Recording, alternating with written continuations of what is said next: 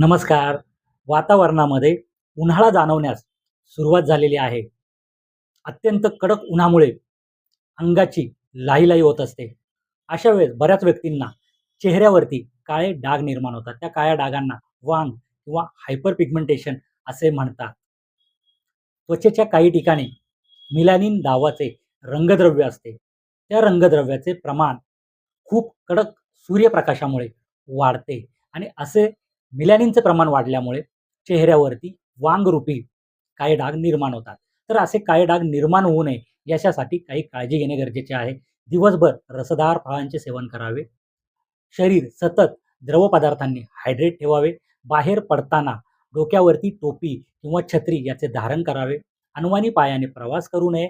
चेहरा वारंवार थंड पाण्याने धुवावा. तसेच अर्जुन साल आणि मंजिष्ठा यांचे चूर्ण एकत्र करून वांग आलेल्या ठिकाणी गुलाब पाण्यातून त्याचा लेप